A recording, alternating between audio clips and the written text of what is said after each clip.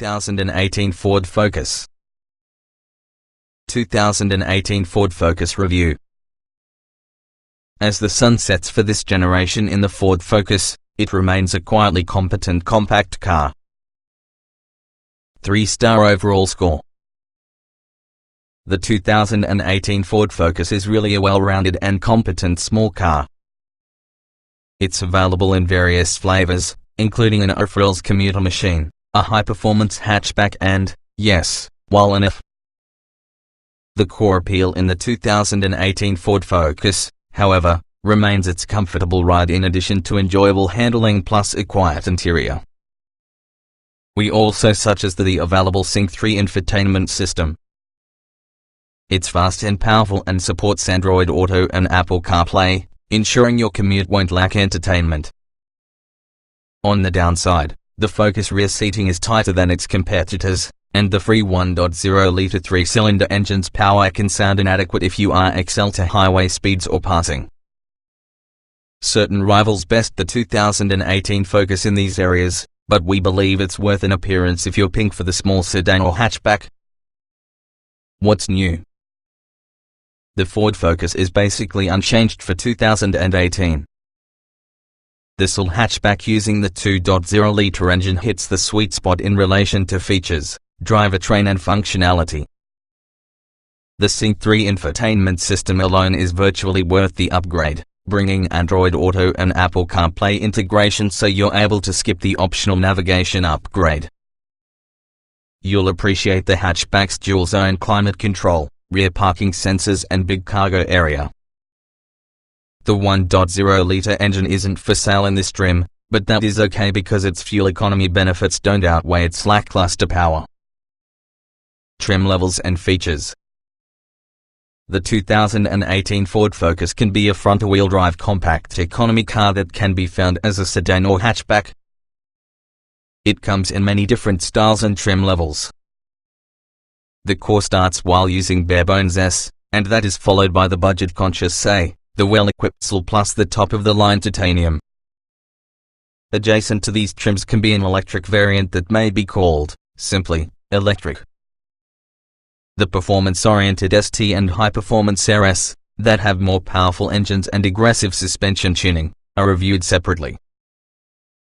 The base S trim can be acquired only being a sedan and employs a 2.0-liter 4-cylinder engine, 160 horsepower, 146 pound-feet of torque.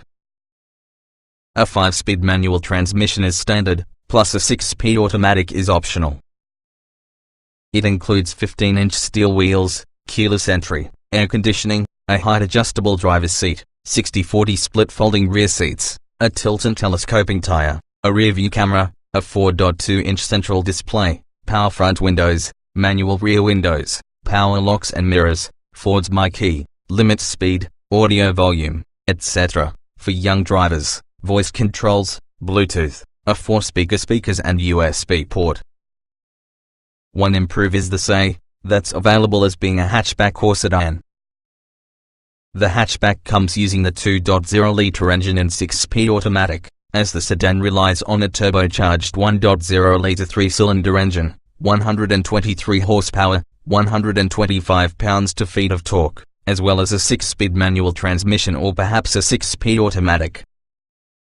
Standard SE equipment includes 16-inch alloy wheels, cruise control, power rear windows, vacation computer, a front center armrest, rear air vents as well as a 6-speaker speakers.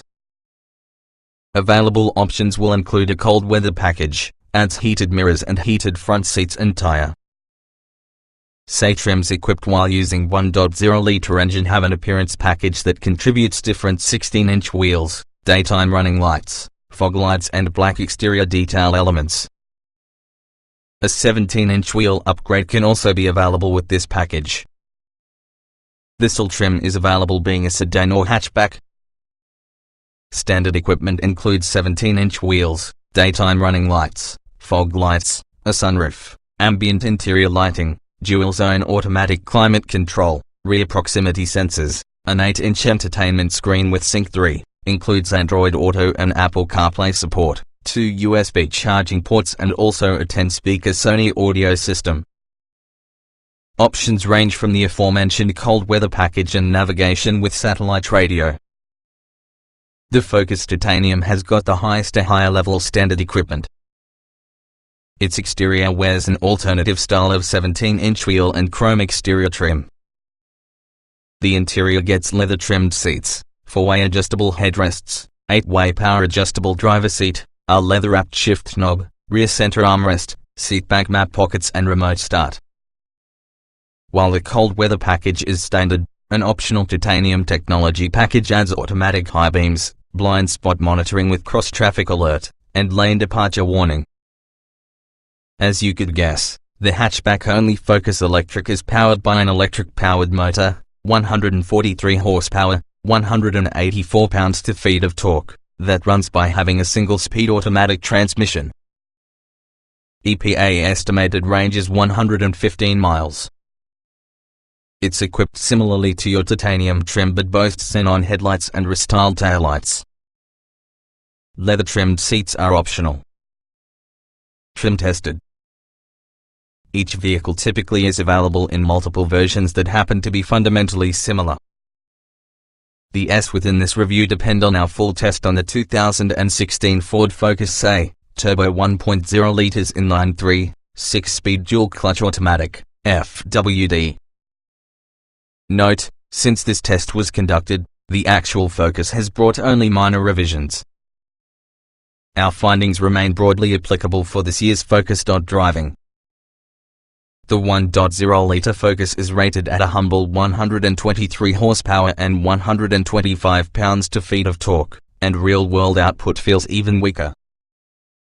Flooring the accelerator is frequently required to get caught up with traffic. The transmission is usually well behaved. Handling is excellent for the class. Acceleration. Turbocharger adds somewhat moxie at lower engine speeds, Focus on little. It lacks the simple thrust of the majority of modern turbos, despite healthy torque, and possesses to work tough to keep up. 0 to 60 miles per hour took a leisurely 10.6 seconds within our tests. Braking.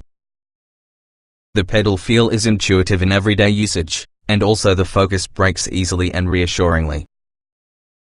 In a simulated panic stop from 60 miles per hour, this situation covered 120 feet, the average performance given its economy-biased tires. Steering. The Focus has light and rather numb steering, best for parking, but it is also responsive and confidence-inspiring by class standards. The car feels eager, not reluctant, to alter direction, and also the steering can be a big portion of that. Handling. Body roll is notable but expected. What's not expected would be the verve with this car with a winding road. Ford has tuned the suspension masterfully, imbuing even this economy-minded model which has a playful, light-on-its-feet character. Drivability. Recent revisions for the dual-clutch automatic transmission allow it to feel mostly normal, however the gas pedal is clearly tuned for eking out every last drop of gas. If you want to make meaningful progress, mashing it's your only option. Comfort. The Focus sedan's compliant ride and quiet cabin help it become a segment favorite for relaxed cruising. The hard door armrests, with perfunctory fabric trim, detract on the experience, but it is still one of the most comfortable cars in the price range, for front passengers, at the very least. Seat comfort. The front seats are rather nondescript but prove supportive in regular use, even on longer trips. The thinly padded armrests are disappointing. The rear seats can be pleasant enough, however, there is a shortage of rear legroom. Ride comfort. Despite the Focus advanced age, its suspension is fairly possibly the segment's best at absorbing imperfections. The car really feels unsettled. It's as should you be gliding on the road, except you will find there's consistent a sense control. Noise and vibration. The Focus is often a class leader in noise insulation. Many economy cars let in ample wind and road noise, though the Focus largely keeps it from increasing.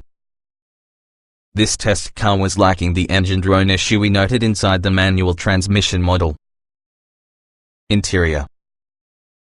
The stylized dashboard puts most controls in the area, even so the tiny central display is about exactly the same size since the trip computer.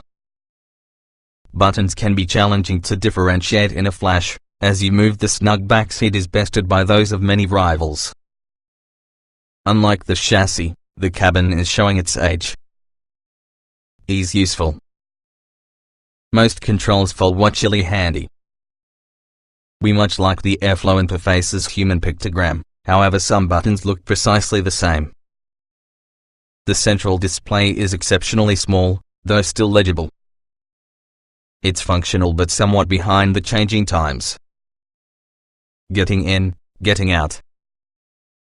The doors are tall but compact, easy access in tight spots.